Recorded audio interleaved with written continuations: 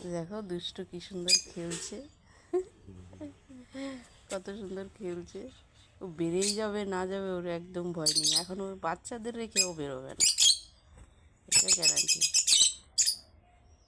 বাচ্চাদের রেখে একদমই বেরোবে না।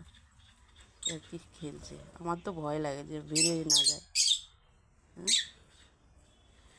একদম দরজায় বসে, দরজা খোলা, আরও খেলেই যাচ্ছে।